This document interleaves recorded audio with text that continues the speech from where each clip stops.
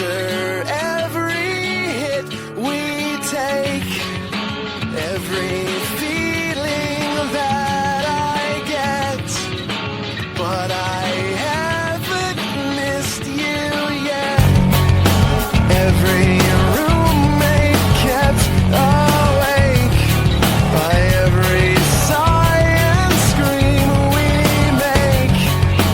All the feelings that I get, but I still don't miss you yet. Only when I stop to think about it. I hate everything about you. Why do I love you? I hate everything about you. Why do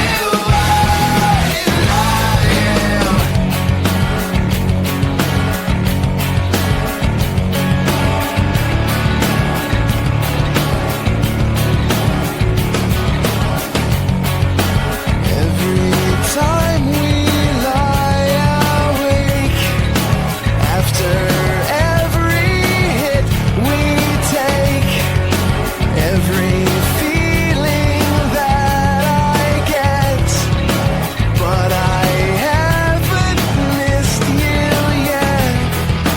Only when I stop to think about it.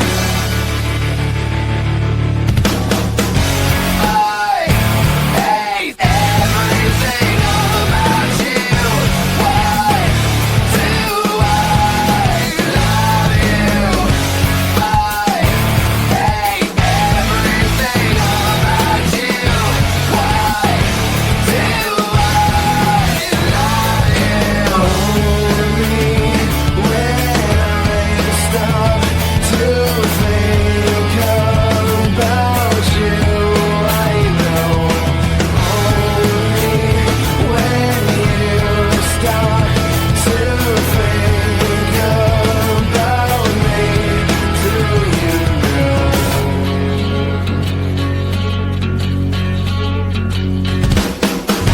I hate everything about you. Why do I love you? You hate everything about me. Why do you love me? I hate you. Hate I hate you love me. I hate everything about you. Why do And Nasty. Host Randy Chevrier and Sheldon Napashka guide you through great stories that spark great conversations. Two really big guys talking a big game. The boys are locked in and ready to go. Welcome to the ride.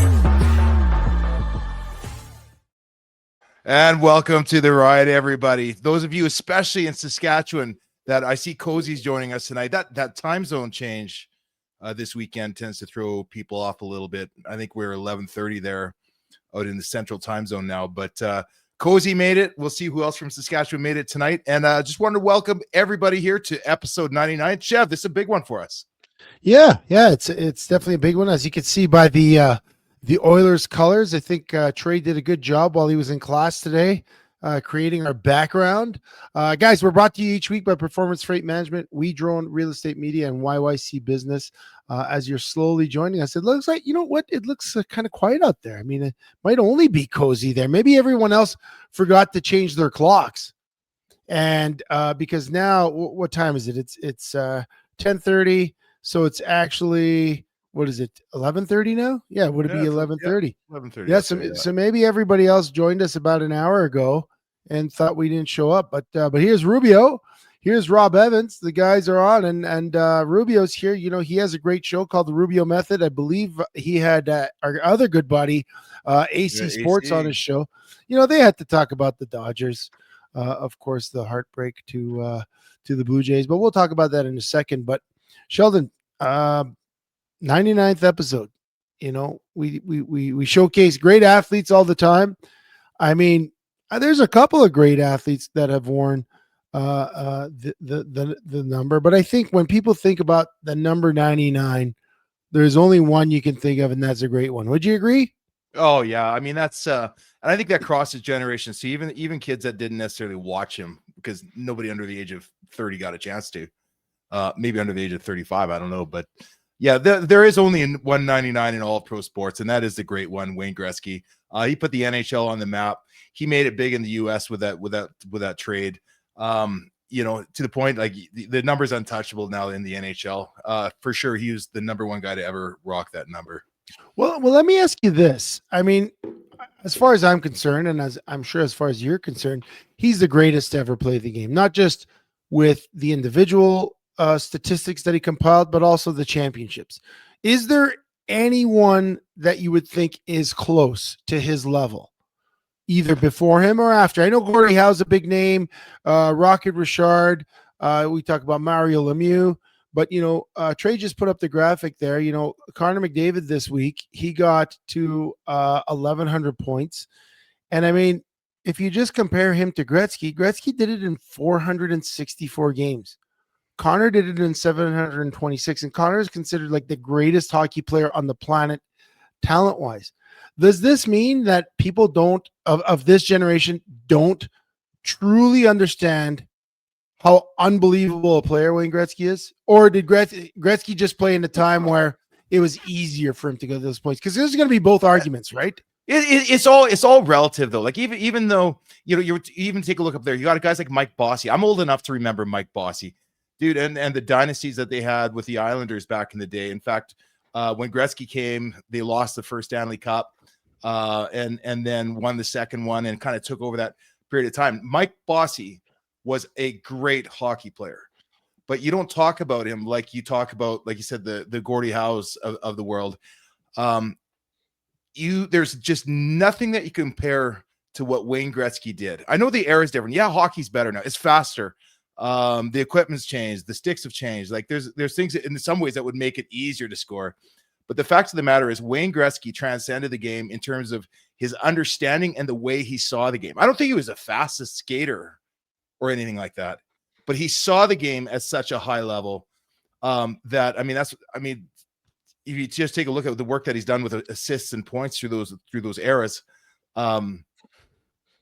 let's put it this way. It's hard to fathom for a guy today watching today's NHL game with all these greats to understand how much he superseded every other player in the game of that era.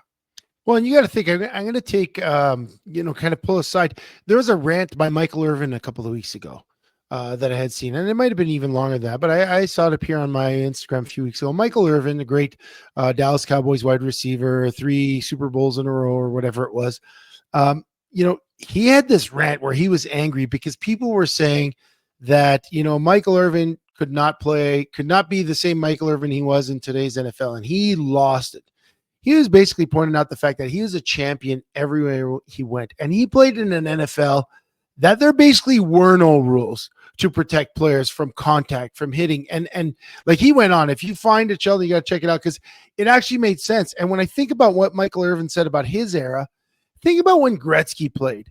Think about the stuff that players got away with. Like when they made a hockey movie in the 80s, they made Slapshot. And there was a reason for that movie because that's what it was like. Guys didn't wear helmets. Guys were getting... he needed a Semenko on his line. Yes. Right? Like just to keep people off of him. It was a different game. It was a rougher game. The clutching and grabbing that went on right through the Mario Lemieux era and towards the end of the Gretzky era. And I believe it even they kind of took it out of the game. I believe it was right as the Sidney Crosby era took off when guys were complaining and Sid was complaining that they couldn't get open and they changed the rules of the game. They made it a lot faster. But Gretzky did play in a slower era, but it wasn't just that guys skated slower. Guys with his talent were actively prevented from being able to do the magic that they do on the ice. It's like when we played football, when you used to hit quarterbacks and you had almost a 3-step rule. Yeah. right? That's what it was like then finishing a check. You hit the guy because you wanted to hurt him. It Yeah. was a violent game. And for a guy with sort of a slight build like Gretzky to survive it and to thrive the way he did, you can't even compare it to today's game. I Today's remember game's better. Yeah, absolutely. But I remember a game, Sheldon, in the 80s, I believe it was Pierre Turgeon. You remember Pierre Turgeon of the I believe it was Buffalo Sabres. He was with the Sabres at the time. He scores a goal on the Washington Capitals. He scores the goal. He's celebrating, arms in the air. Dale Hunter comes across and cross-checks him in the face after he's like, you'd never see that anymore, right? But that was a regular occurrence. You talk about the Broad Street Bullies with Philly and Boston. It was a different game, different era. And I think it was harder for him to be as great as he was compared to how, again, if he had the equipment that players had these days and the sticks, I don't know, man. I'm looking at that graphic that Trey put up, and, as impressive as Connor McDavid is to all of us, when I look at, 726 games, I mean, he's a Mike Bossy right now. Mike Bossy was a great player, but you don't think of him among the greats of the greatest of all time. You know what it goes to. For me, what it goes to on that though is like Mike Bossy was one of the greatest of all times. He's just not on the Mount Rushmore. Right. Again, I'll go back to what made Gretzky so special was his ability to see the game. Is no different than a guy that was undersized like a Doug Flutie that could play at a high level when given a chance at any level because he saw the field differently. It's no different than a Tom Brady who could understand what the defense was doing to him better than the defense knew what was doing to him. Yeah. It's not always your physical attributes. It's the mind for the game. And yeah, Connor McDavid's the most skilled player in hockey possibly of all time. But what Gretzky brought to the table is really just his ability to see the ice differently than any other human being out there, almost like Shohei Ohtani is able to do on a baseball field what no other player in the history of the world's ever done. Trey, bring up that graphic again. I just want to see, because even Mario Lemieux, you think about Gretzky, right? He got there 484 games, which is ridiculous, right? He played on some amazing teams, though, right? Like teams with amazing talent behind him. Like teams couldn't just focus on Wayne, because they had Esa and they had Yari Curry. They had that whole gang, Messier, all that. I mean, when you look at Mario, you got to think that's pretty impressive too, because Mario Lemieux, it was basically Mario. You don't talk about any of his line mates that he had. You just know that, there was Rob Brown and a couple of other guys, but it was basically Mario doing it on his own. It was the Mario show in Pittsburgh. But when I look at that graphic and, where Connor McDavid is and Mike Bossy and Mario Lemieux and all that, the thing that I see is 3 guys with Stanley Cups and 1 guy without. Yeah. And I don't know if he's getting his in the Oilers colors. That's hard to say. I know you're pushing some buttons again there, Chevy. But as Trey pushes might. buttons. Yeah, exactly. But he might. And I'll tell you what. In fact, that's one of the things that does put him on that list of being so great. No Canadian team has won a cup for whatever reason for the last 32. How many seasons has it been now?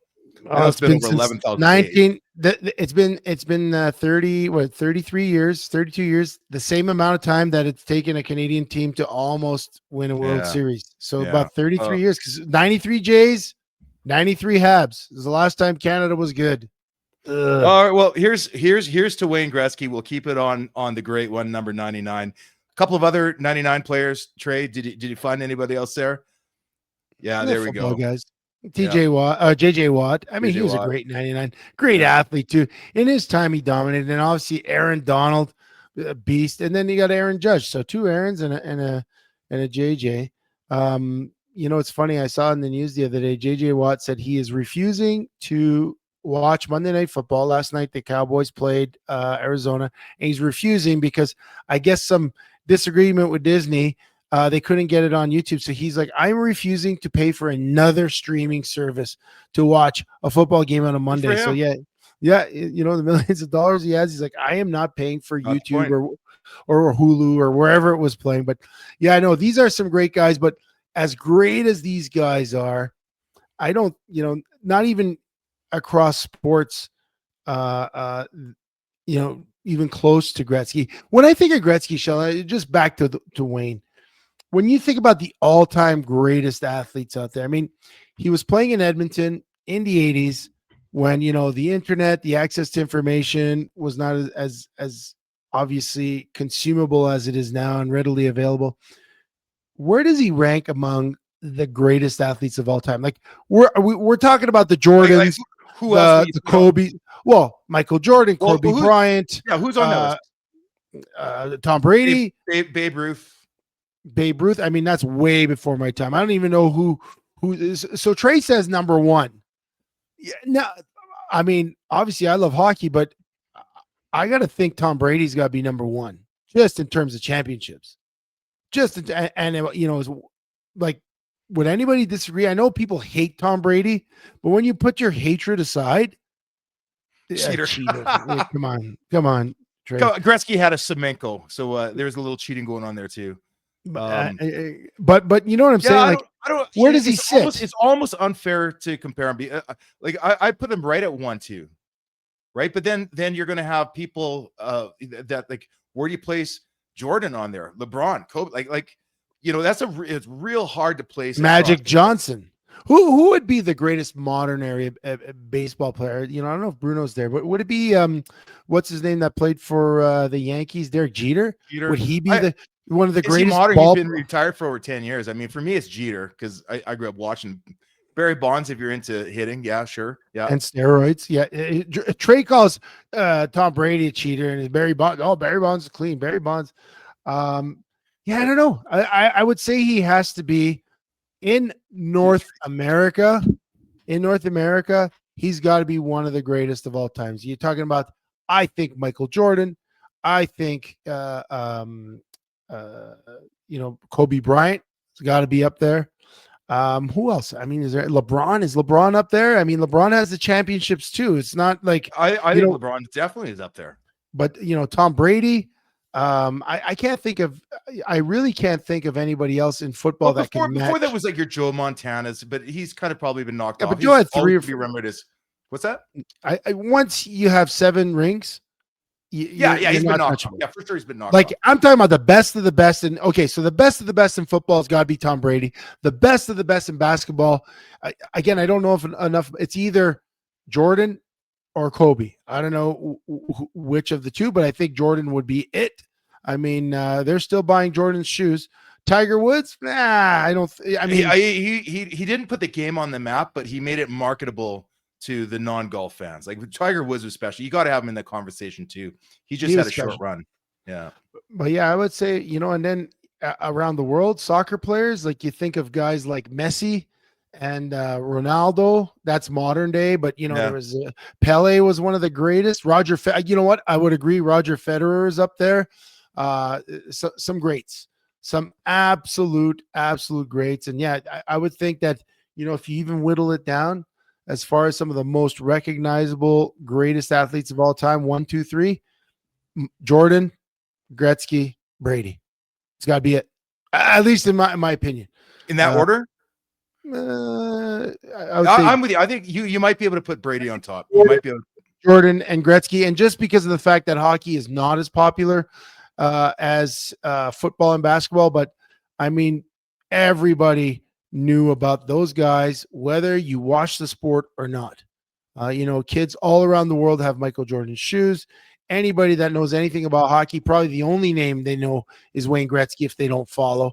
And then when you talk about football, whether you love him or hate him, Brady, he's got the most championships. So I don't know, but a lot of big shoes to fill with those guys we talked about. But we got big shoes to fill tonight, Sheldon, because last week we had a guest poet, and it was Todd Kozak, and he did a fantastic job, Cozy. Thank you for filling in for the poet, but definitely some big shoes to fill in the poem this week. So we're going to try and get it back on track. Trey, cue the music.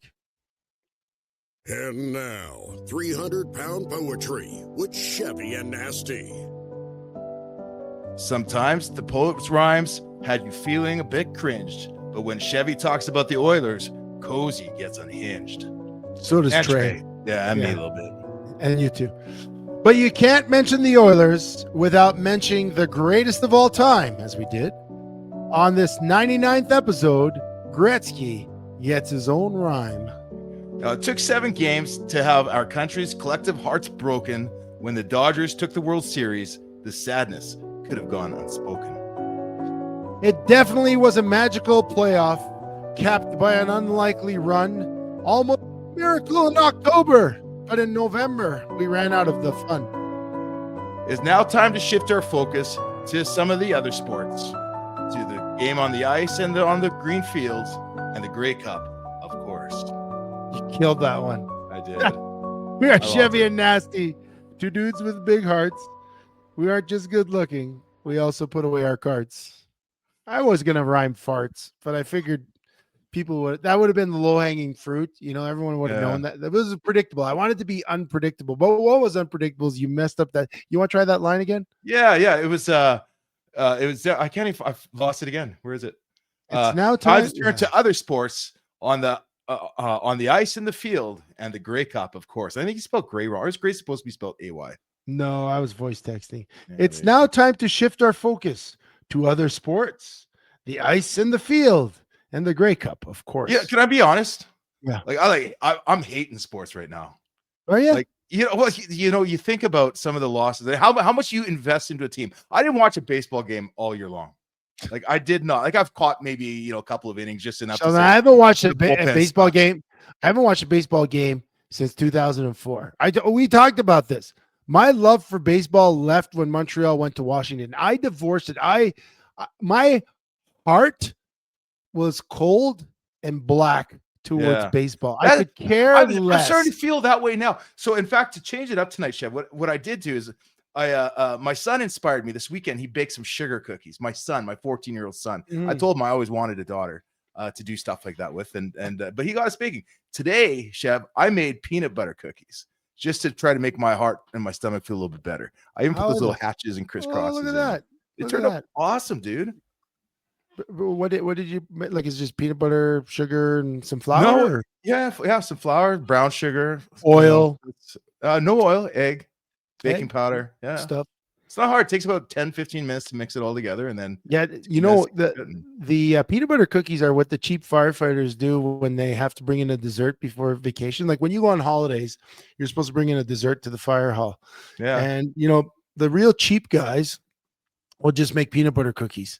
Some guys, they'll bring in ice cream or they'll bring in donuts and stuff. But the cheap guys will just go to the hall in the kitty, which is the common place. They'll grab the biggest, the big tub of the Kraft peanut butter, and then they'll just make peanut butter cookies for the guys. And they're okay. Fire hall cookies, we call the peanut butter cookies. But Sheldon, you're using sugar and peanut butter to mask your sadness. And I see that Rubio's rubbing it in here.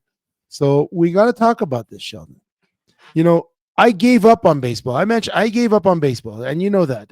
Right when the Blue Jays went to the World Series, I doubled down by watching the documentary on Netflix about the Expos leaving town. Because I did not want to get on the Blue Jays bandwagon. Unfortunately, Sheldon, I did.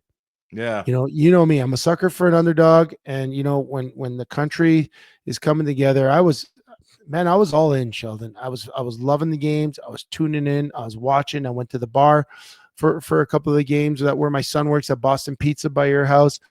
I was sitting with a bunch of strangers, high-fiving dudes with sweaty palms at the bar. Like I was all in. And for me, like I don't know so much about the whole I think it did bring the country together in a lot of ways. Yeah. But you know when you're following a team, like if we weren't supposed to get that far. No, but we knew they're a plucky team. But if we lose in 5, if we get swept, it doesn't hurt. It's when you watch that rise from the bats being cold in the last 2 weeks of September to coming out there and getting past the Yankees and George Springer's opening leadoff pitch home run where you're like, these guys have a chance. Yeah. And I started buying into this. So it wasn't just a national thing. I started liking the story of the Jays. I felt like I knew so much about each of the guys on the roster by midway through the Seattle series. I was invested. But it was that, yeah, me too. I was, it was that bounce back after the 18 inning marathon when we're like, man, these guys went 18 innings, toe to toe with the giant, David and Goliath, and they went toe to toe and they lost by what was it, run that game? And you're thinking, we can do this if we could just get the bats hot. They go back to Toronto, and guess what? They get it done. And we're like, oh my God, we got this. We can win this thing. And I mean, I was all in, Sheldon. I was so all in. And I'll tell you, not being the biggest baseball fan ever, but I got to believe that had to have been one of the greatest World Series ever. I mean, you just take a look at the chance that the Jays had in Game 7. You're seeing, instead of going to the bullpen, teams are going to like the starters from the game. Yamamoto, who's an absolute machine, comes in there after throwing probably 7 innings the night before, comes in there and starts, absolute machine. Every team did. It was a brawl to see who could make it. But at the end of the game, Chev, the Jays were tied in the 9th with the bases loaded and 1 out. Do you know what the statistical probability of winning the World Series at that point is? Oh, I don't even know. And I don't know, but I'm going to guess it's really high. Yeah. Yep. And then a broken bat double play. Just like that. Yep.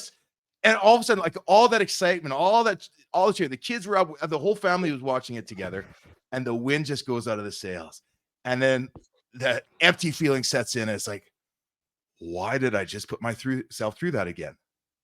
Oh, it was a collective emptiness. It was is that like, I was in Red Deer. We were at a family Thanksmas party, basically a party for Brittany's family when their grandparents go to Arizona, and we were all watching this. And when it ended, it was quiet. And I'll tell you this, the Dodgers won, the Blue Jays lost, Canada's sad. We can find excuses why they won or lost in the field. And I just saw this post on LinkedIn, so I'm going to ask you this question: what did you do, Sheldon, that made the Blue Jays lose? Like, what was it you went to the fridge at the wrong inning? No. Did you? No. My game was tight. My game was tight. I even walked away at the right times to rally. I did everything right. I didn't break out the rally hat because I didn't feel a rally was necessary. I did everything right. And before, I got to step in here 1 second. I'm watching Rubio just eat us alive. Trash. I'll tell you what. Yeah, LA won, the national thing. You know what country won the biggest out of this whole thing? Japan. Dude, Japan has just surpassed every normal human being on the planet at the game of baseball. It was Yamamoto and Ohtani. Yeah. I mean, those two guys are just, I've never seen anything like that before. In fact, Chev, I'm even going to go as far as this. If you watch the television ratings, something like 32 million people watched the game. 10 million Canadians. I can't find my exact stats here. Yeah, it's right there. There were more people in Japan watching than in Canada. And yeah, they're 3 times the population, but Sheldon, I'm gonna come clean and I'm gonna admit how I made the Blue Jays lose. So it was you. Yeah, it was me. Okay, I was sitting in Boston Pizza, and Luke was working on Game 6. It's not Game 7. I made them lose in Game 6. Actually, someone else made them lose in Game 7. But in Game 6, Luke was working, and every once in a while, it was Halloween on the 31st. He'd come in to the bar side, and he'd say hi to me and some of his regulars. He had me sit with his regulars, guys I don't even know. We're watching the game. We're cheering. And I told Luke about the change the channel trick. Like when I was a kid, I used to watch Montreal Canadiens. If the other team scored, I'd change the channel. I'd go back. So I'm standing there, and I have an Air remote controller. And I said, yeah, you change the channel like that. So then I said, change the channel. And then I was looking at my hand. And I'm like, did I just change the channel twice? Because the first one was a demo, and the second one was me really wanting to change the channel, like without having a control. And then I did it again, because I wasn't sure, and I messed up. I messed everything up. That's when the ball got stuck in the wall, and everything went to hell after that. And I wasn't sure if I had to change the channel back again, so I didn't do anything because I didn't want to ruin. So you just froze. You froze. I killed it. And then in Game 7, this is what happened. This is how we were at a little community hall in Red Deer for Brittany's Thanksmas. There was about 30 people in this little community hall, and we're having a great time watching the game, but it was streaming off Brittany's uncle's phone. And we go into the 9th inning, and it started doing the little glitchy thing, and he was streaming off the phone onto the TV, and then he decided to pick up the phone and lift it up to get better reception, but it interrupted the screen mirroring on the TV, and then he was never able to get it back. So now we're freaking out. I was listening to it on my phone, and it was about like 3 seconds behind someone that was streaming it on their phone. And then we started cleaning up, and everybody just left, and we were in our cars listening to it on the radio, and that's when I heard what's his name? Who was that? Kirk. I hear him break the bat, hit the double play, and I was listening, and I was looking at my son who was in the car next to me, and I was like, I think that's it. And it was quiet. Yeah. So I'm blaming Brittany's uncle for game 7, but I'll take game 6. I don't know if you guys have any crazy, stupid, lucky things, but I'll take that one. I don't know. Trey has a picture of him in his rally cap, and yeah. That was a tough one. I mean, that's what I'm saying. Like, for me, sports are hard right now. The Oilers have just lost 2 years in a row. And before you get cocky about that, let me remind you that I've watched 5 Stanley Cup performances from the Oilers. Well, hold on. Hold on. Let's take a break.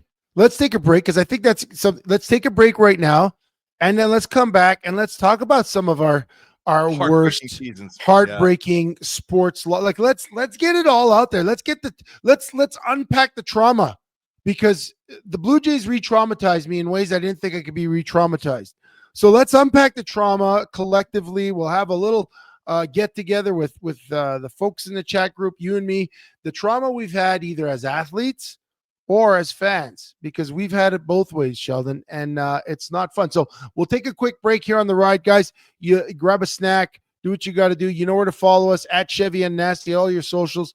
We'll come back and we'll talk about some of the great heartbreaks we've had to the girlfriend that is sports.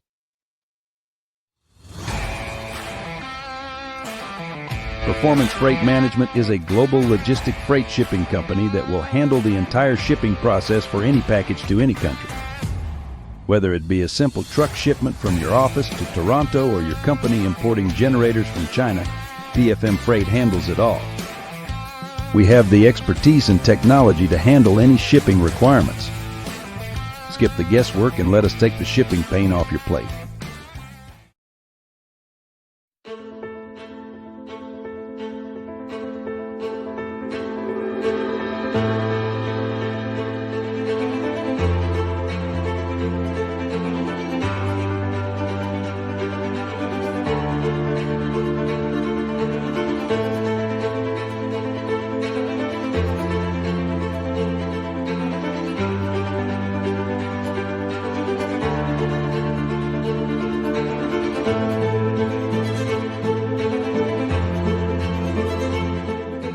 Do you want your business to be known? YYCCalgaryBusiness.ca is Calgary's only online media platform that gets you noticed. Short-form video content is rapidly taking over as the most effective way to engage your audience. Whether you're being interviewed on a vodcast, sharing a sizzle reel, or even hosting your own show, there is one place you can publicize your business. We want to tell your story and introduce you to our network of empowered business owners and leaders right here in Calgary. Isn't it time you took your digital game to 11? Call us or email us now.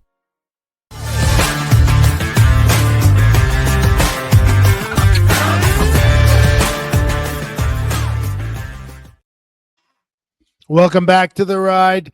We're Chevy and Nasty, and we're mourning the loss of the Blue Jays, as both of us who haven't watched baseball in a long time got fully invested and then fully heartbroken.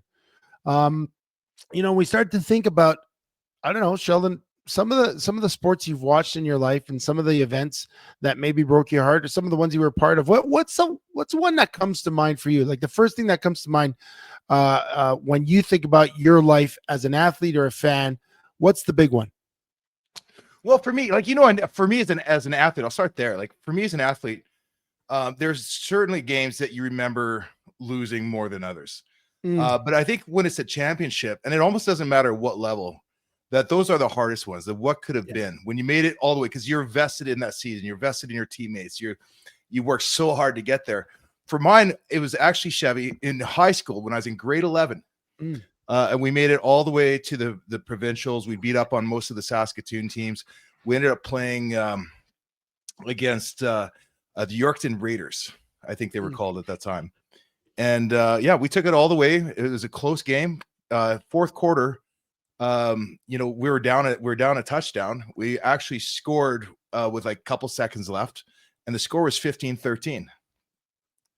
We went for 2, and our receiver was assaulted in the end zone, but no flag because you're playing in Yorkton refs, like small town Saskatchewan.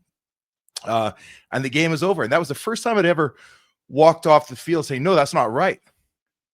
We should have, like, we're supposed to catch that pass, and we're supposed to go into overtime. There's no way this happened. And you're watching the other team celebrate, and you're just kind of lost here on the sidelines, like looking around, like, no, that can't be what happened. This is like, it's that surreal experience of not believing that the game's over. So for me, when in my playing days, that was the one that sticks out the most to me. And funny quick story about that. Trevor Watts, defensive end that played right beside me. Yeah. He was in grade 12. He actually, after that loss, dropped a couple of courses just so he wouldn't graduate. Because back then, if he came back for last year, you could still play on the team. And he came back, and we won the provincials the next year. That loss was so motivating. We ended up running the table, went undefeated. I think we outscored our opponents something like 411-52 the next season. Oh, that's crazy. And won the provincials against Prince Albert. Yeah. But yeah, I mean, I remember the score. I remember Tim Prone was the center I had to go against. He's the only other guy. He was the only offensive lineman in high school that ever gave me any trouble. He's 6'6". I think he went on and played for the Huskies for a few years after that. That one hurt. It still hurts. Well, won the next year. Yeah, I mean, that's a great story, because I have one from the similar era for me. Like, I started playing football. My first full year playing football I was 19. And I actually, before I played on a team for a full year, I actually made the Quebec under 19 team, because I had played 4 games of midget a couple of years earlier. And we lost to Team Alberta. And Team Alberta, their best player at the time was Mike Juhas.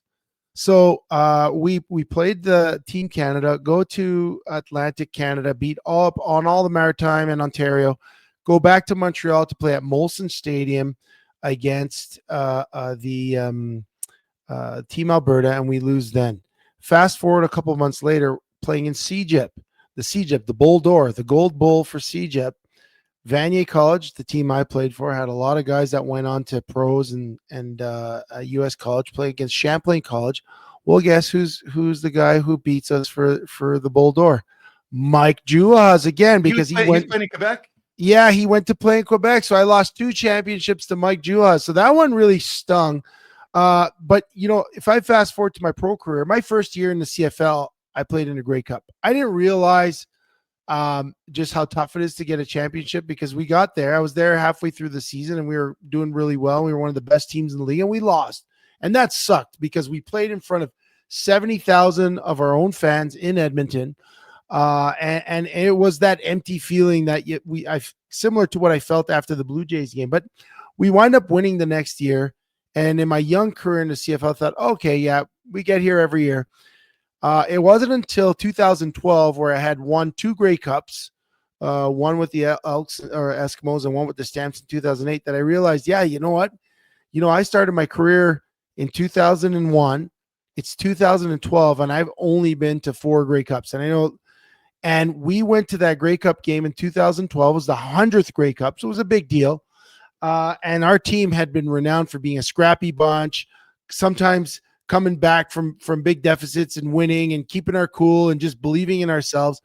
And we went into that Grey Cup, and that was the Grey Cup where Chris Jones had gone to Toronto. Ricky Ray had gone to Toronto. There was a lot of accusations of espionage and just like and we were in our own heads.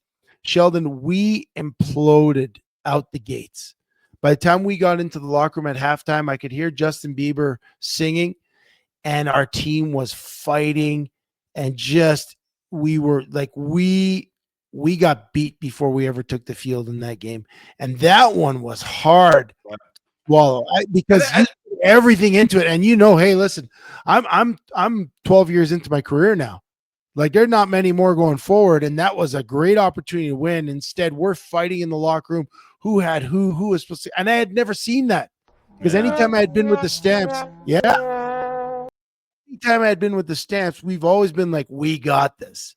And 2000, what are you laughing at, Trey? You're so funny. Trey's laughing, Mister. I got no Grey Cups, but anyways, 2014. You just said that you'd been to 4 Grey Cups in like a 15-year span, and poor Sheldon. How many did you go to, Sheldon? I think he's rubbing it into you. I watched one. Are you dissing me now, Trey? No, I I'm think he dissing is. Randy for being like, oh, I only went to like 4 Grey Cups, Yeah. and I don't even think you have. Well, a you know, ring, and it's the Sheldon. same thing. We played on some of the same teams. Yeah. Anyways, But you know, sorry. the hard thing about professional sports is you can only do your part. Yeah. And I'll tell you, like I'm jealous of your Grey Cups and all this stuff, but I also know you're a hell of a player. But I know it wasn't your snapping that won in the cup. No. You got to play with good Henry when I was still playing with bad Henry. And then Bo Levi figured his stuff out after that one year that he was like all high on himself after winning the MOP. It took him a little bit to figure out how to win the big game too. Championships, even in a 9-team league, are not easy to win. That's Milton Siegel. He doesn't have one. Yeah, Milt doesn't have one. And he's like a Hall of Fame, one of the greatest receivers of all time. Could have done all he did to help his team win, and he didn't. But yeah, you know, and all I'm saying is that I realized in that 2012 one, that was a big loss because by that point, I realized how few and far between they were. I didn't realize, you know, because I had been to a few, and I knew that, oh, shoot, this was our opportunity. It might not come again. I was lucky enough that the year later, like you said, I think it was actually Bo's first season playing as the Stamps quarterback that we won in 2014. I didn't even play in that game. So, you know, I still felt part of the. That could have been a later one that he lost, but yeah, he did. He lost a couple after that, and then he won one. But, you know, when I think of losses and great sport losses, can you imagine being an Atlanta Falcons fan when Tom Brady rolls into town in 2017 and you're up by 28 points at halftime, and you're like, we got these guys, like we got our Super Bowl, and then all of a sudden Tom Brady, who we talked about before being the greatest of all time, does what he does best and mounts one of the greatest comebacks of all time to take it 34-28. Can you imagine the feeling of that? Would that feeling be similar to what Blue Jays fans experienced? No, well, no, that's different. I mean, because there you get to see you see the train wreck coming, right? Like, do you? What's that? Do you? Like, you're up 28-3. Okay, you know that you talked about the feeling in the locker room at halftime. Yeah. I know that mental struggle that goes on when you come out there and you're planning to dominate in a playoff game, and holy crap, Comiskey's strong. I remember going against Comiskey in the against Edmonton, and it starts feeding doubt in your brain, and you have to nip it in the bud, and you have to go after it. But if, like you talked about was it Montreal you guys were playing or wherever that was, at halftime, guys are on each other because they're in their heads. As a fan watching a game, oh, here comes the comeback. Yeah, we're up 21. We're fine. Oh, we're up 18. We're fine. Well, we're up 11. And that the seed of doubt starts coming in, and everybody feels it. The fans feel it. The guys on the field feel it. The offense is like, are we ever going to score another point? Is the defense ever going to make another stop? It starts so that you know, that definitely you feel that coming, and that's an anxiety that you can't forget either. Is that what and I'm not trying to be facetious on this one. Is that what you think happened with the Oilers 2 years ago or even last year? No.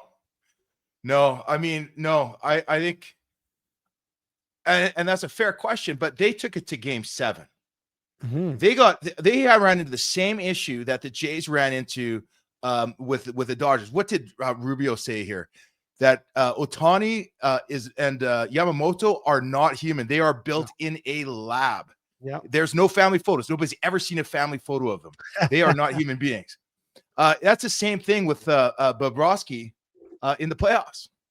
The Oilers weren't beaten by Florida. They were beaten by the hottest goaltender that they'd ever had to face. And he's this, you know, like Florida's a great team, no doubt. But it was the goaltender that won them the last 2 Stanley Cups against possibly the best, you know, the best skating hockey team to compete in the last decade. Trey, help And me out. also they were a victim of the LTIR loophole, so Florida could just stack their team in the playoffs because there's no salary cap. True. And I'll never Trey. forget Florida for that. There's a reason why they stopped that rule. Yeah. There's going to be salary caps in the playoffs now. But that is easily, like, by far the most crushed I've ever been as a fan. Yeah.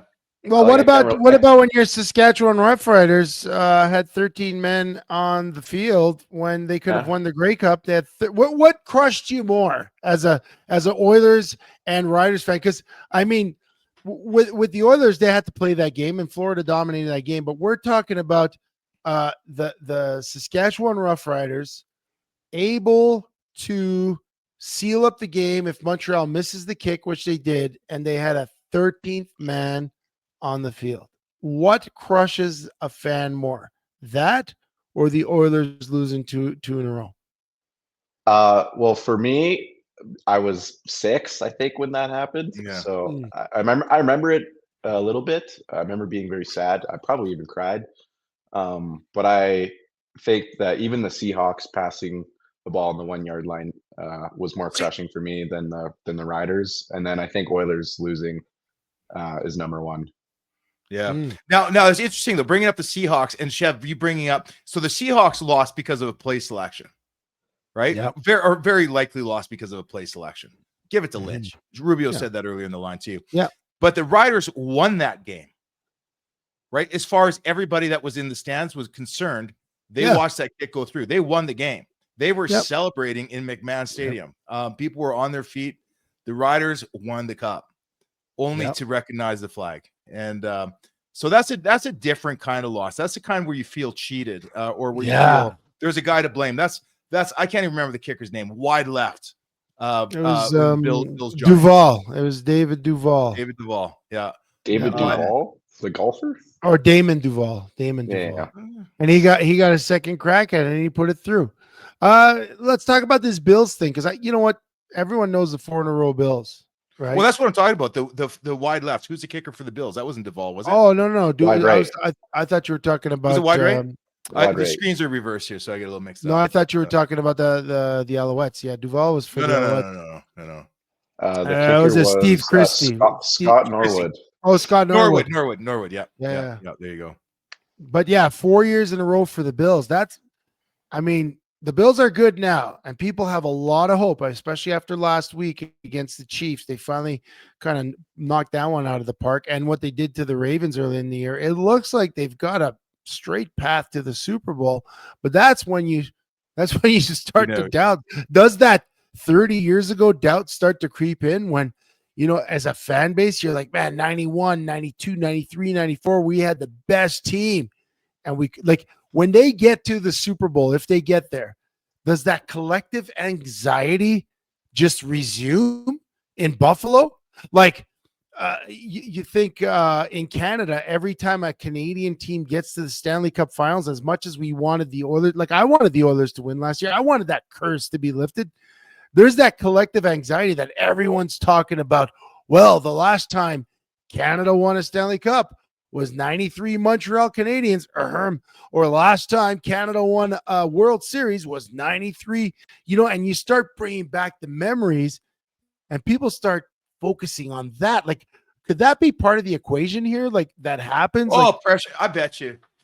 Like pressure definitely sets in. It's different than the 91 to 94 Bills.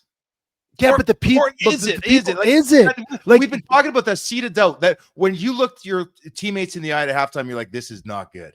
Look at the Leafs, right? Guys. Let's talk about the Leafs. Every year they get to the playoffs. What is it? 67 years? Is it 57 or 60? 67. 1967 was the last time they won a cup. So was that 57 years ago or something? I don't know. I can't do the math. But anyways, every year it's brought up. Every year the pressure goes through the roof the second they even win a series or a game, and then they choke. So I wonder, because you think about the difference between that and a place like Florida. Yeah. Right? A place like Vegas. Yep. A place like you name some of the teams that have won in the last 10 years, where the market they do not have the same level of scrutiny and pressure.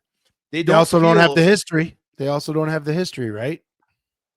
Well, and that's the other thing too. When I remember years ago when the Flames they hadn't won in Anaheim for something like 23 regular season games. Yep. Now, I'm I a think it was second-year like guy. I'm a I think it second-year was guy for with like the Flames at that 23 point. years, Sheldon, not games. It was years. It was something. It was something like just unbelievable. Now, a lot of those guys were still in junior hockey or before the last time the Flames won there. They had nothing to do with that legacy. Yet when they show up, do you feel that? Well, you feel it because every reporter's saying it, and every old guy on the team's talking about it, and is everywhere in the headlines.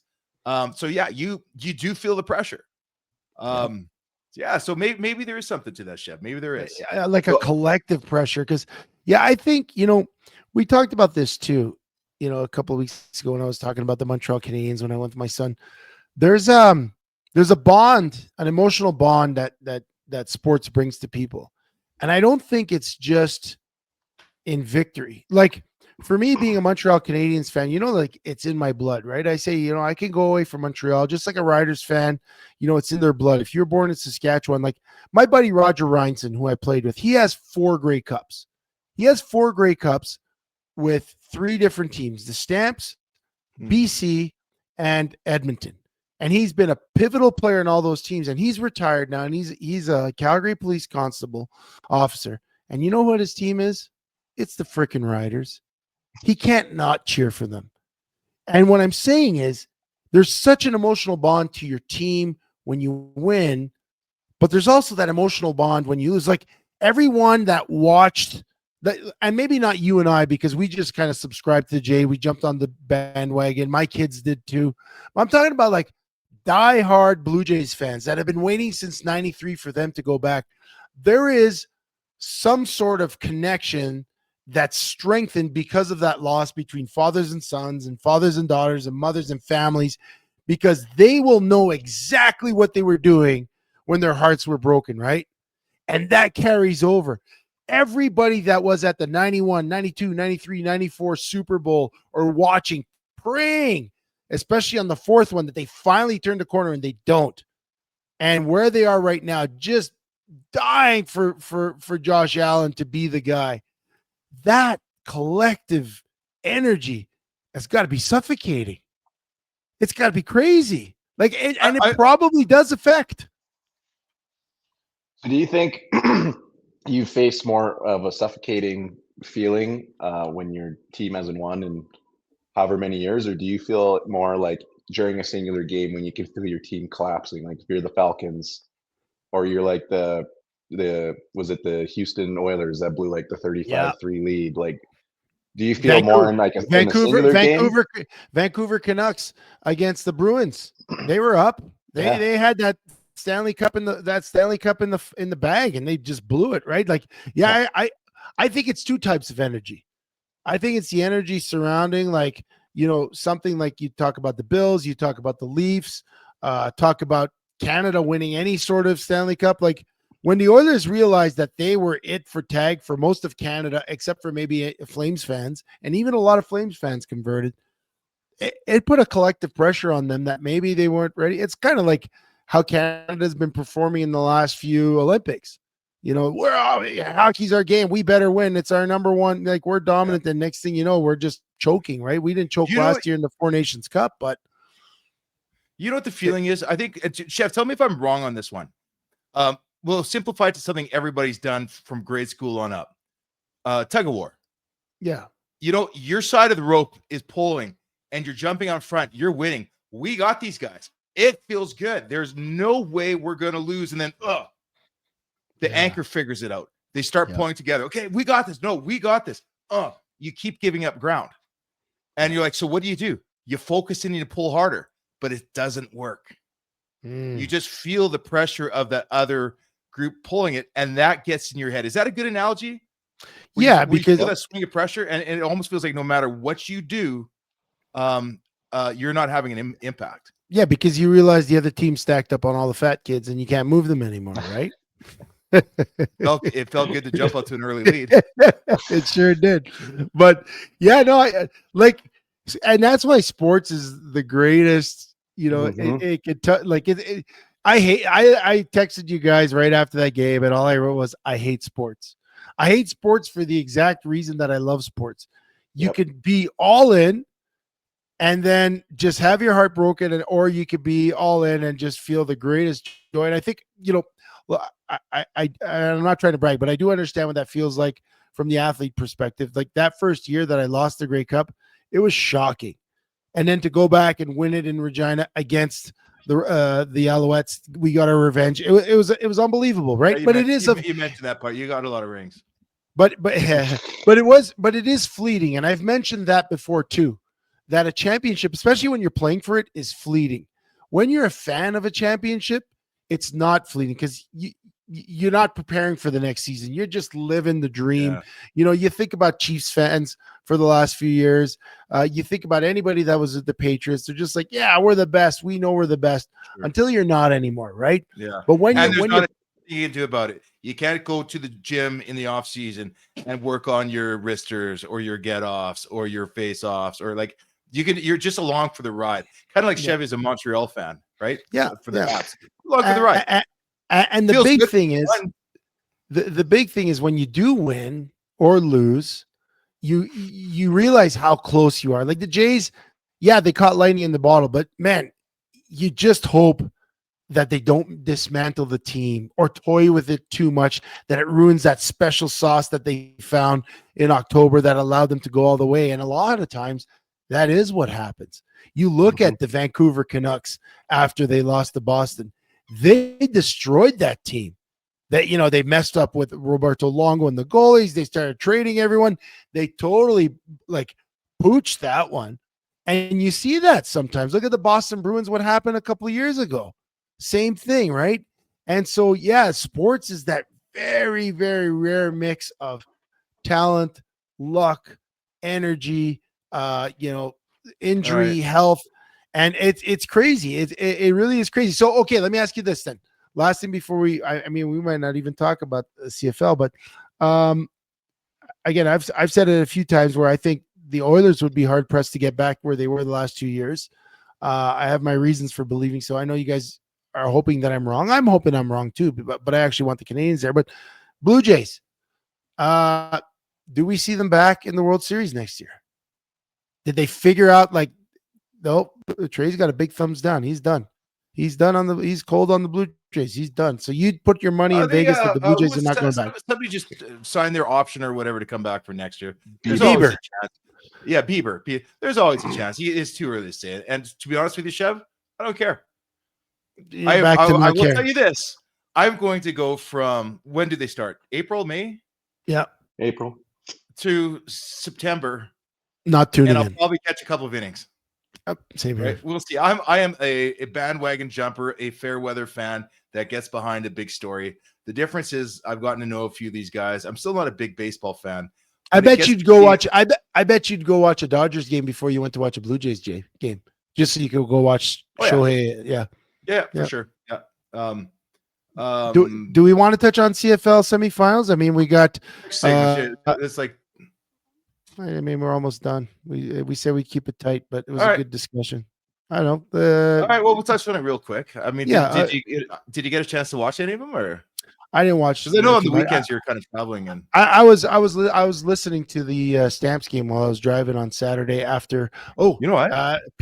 Bantam Mavericks won their game on Saturday. We are headed to the provincial capital on Saturday to go face the Lloydminster, I don't know, Raiders or something, and they're huge. But we won the Div 2 City Championships, and I was driving to Red Deer after that game and caught the tail end of the Stamps game, and they kept it close, but Nathan Rourke pulled it off, and we get to see. And then I watched. I didn't get. I was working that day. I caught the last little bit. The highlights. So like BC's offense is just so good.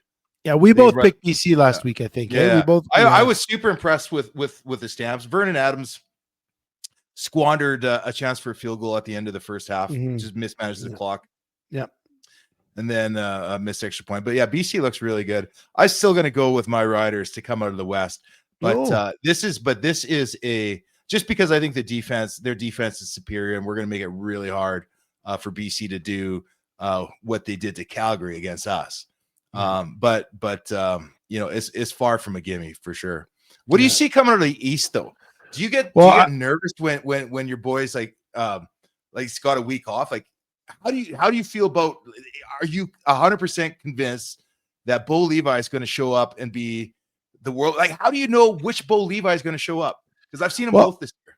Yeah, well, I've seen a really good version of Bo Levi for the most. He's been consistent. I am that guy that gets nervous with the bye week. So you're asking the guy that'd be like, yeah, there's, you're rested, the rust. I mean, you look at the Riders, just if I back to the West, they rested a lot of their starters for the last 3 weeks because they had it locked up. So I'd be a little bit more worried about the Riders versus BC, because BC is hot and they got the hottest quarterback in the league right now.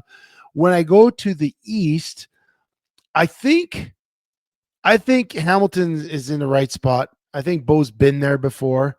I think he knows how to handle it. I think they've got a good team. But I will say this. I did pick the Bombers last week. I thought the Bombers could come in and be that team that can pull off the upset in the crossover. And they didn't. Montreal's quarterback, Davis Alexander? Yeah. He hasn't lost a game as a starter yet in the CFL. And when you talk about special sauce in sports, and I put a lot of weight into special sauce. Like when I look at, predictions and stuff, I'm not just looking at the numbers. That would be boring to just pick. Like, when you talk about the New England Patriots in 2001, when Tom Brady came out of nowhere, and you talk about the Blue Jays coming out and challenging for the World Series, or the Alouettes a couple years ago, when they no one gave them a chance to win and they won the whole freaking thing. Like, is this the Alouettes that we're going to see? And again, I think that I'm going to see BC Lions versus Hamilton Tiger Cats in the Grey Cup. That's what I want to see. But I very well could see the upset being the Montreal game.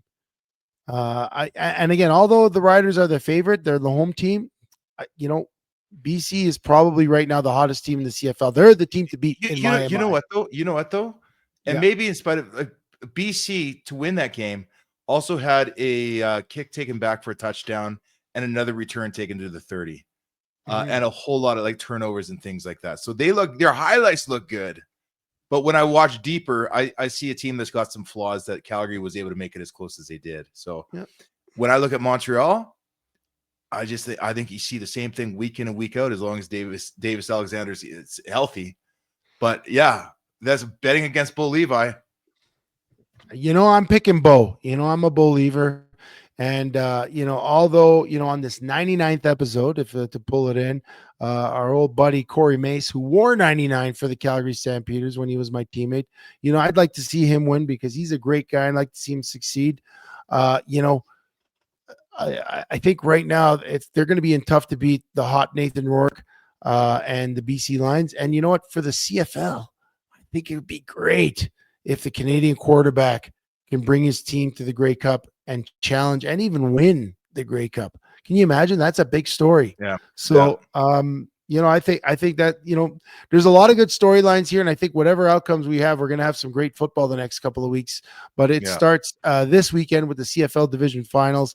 And I will be tuning into some of this as I'm driving over and back from Edmonton, hopefully with a provincial championship as the defensive line coach for the Bantam Mavericks. So, Sheldon, let's take a quick break and we're going to wrap this up. Guys, thanks for sticking with us. If you're still there, if not, you can also catch us tomorrow on Spotify, Apple Podcasts, Amazon Music, and of course, YouTube and Facebook Live. We appreciate you guys tuning in. We'll take a quick break and we'll wrap this thing up very shortly. Performance Freight Management is a global logistic freight shipping company that will handle the entire shipping process for any package to any country.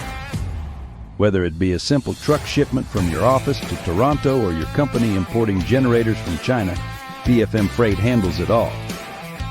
We have the expertise and technology to handle any shipping requirements. Skip the guesswork and let us take the shipping pain off your plate.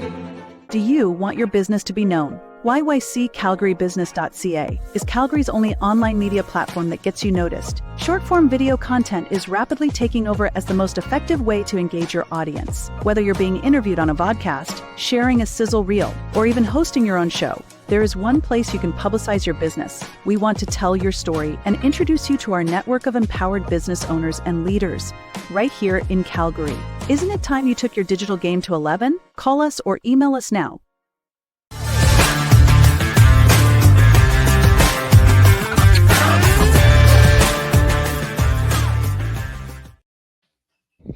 Well, we're back. It's the ride. I don't know if you're back. Sheldon's not back, but we're going to get it going. I was busy texting. I lost track of time. I'm just all of a sudden I hear the music. I'm like, yeah, that's us. That's us. Yeah, we went a little long in there, and it's great because you know what? Whenever the big event happens and it's something you could talk about and evoke some emotional response, that's fun. So I appreciated that discussion, but we should wrap it up soon. We had a bunch of stuff we want to chat about. Like, Sheldon, I'm going to just throw something out here. It was brought up today. There's an article. I didn't even read the article, but you just need to know the headline. Tom Brady cloned his dog. yeah. So Dude. I don't even need to know the details. Like we talk about him being the ultimate GOAT.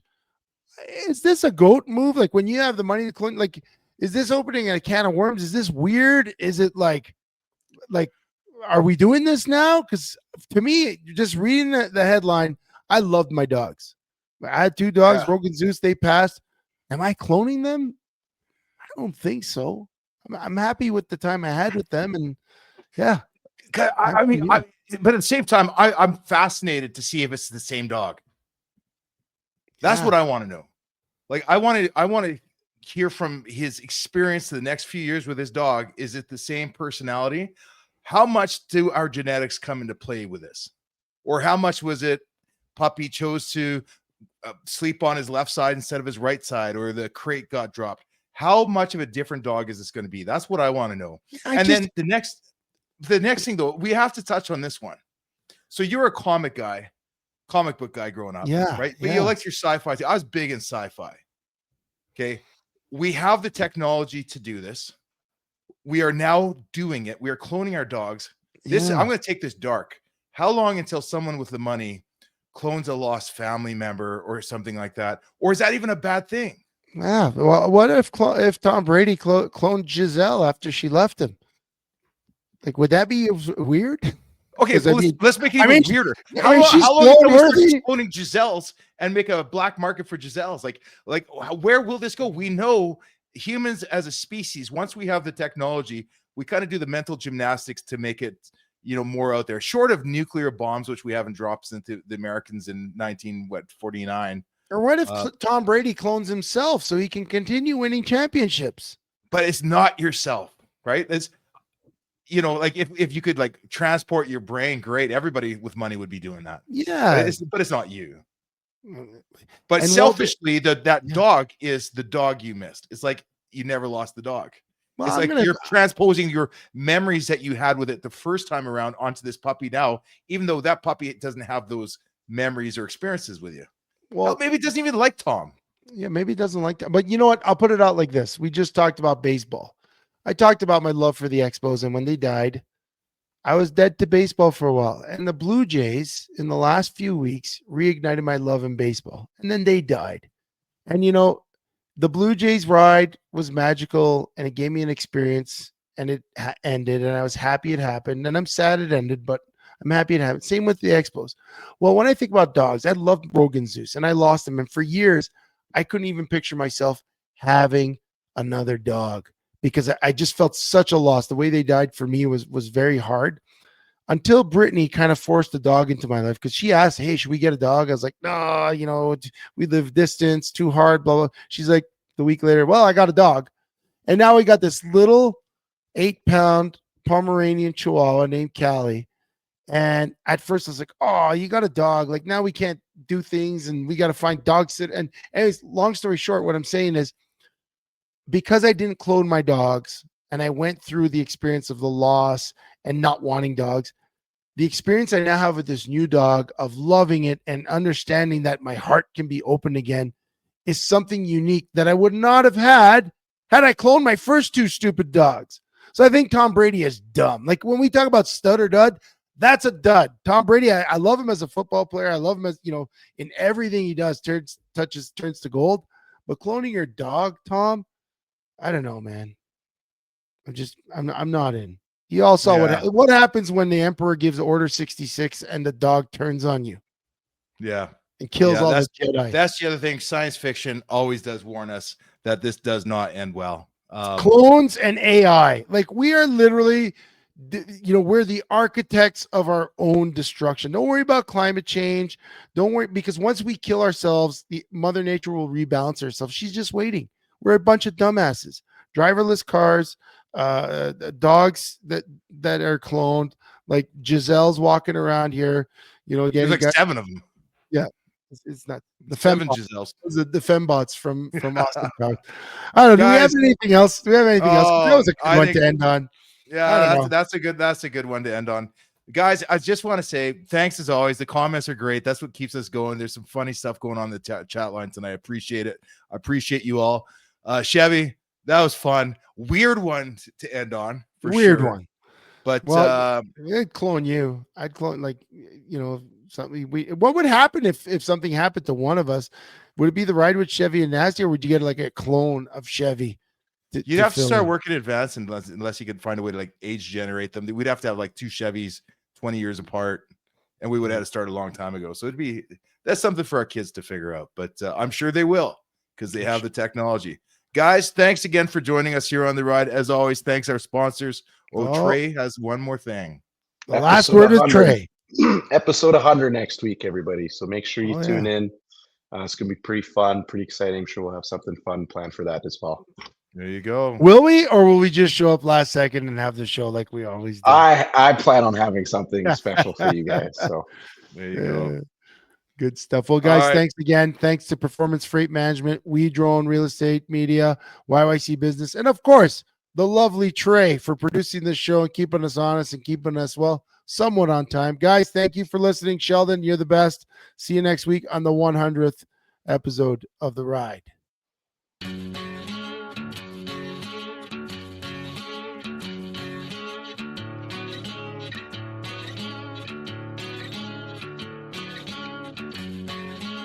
Every time we lie awake, after every hit we take, every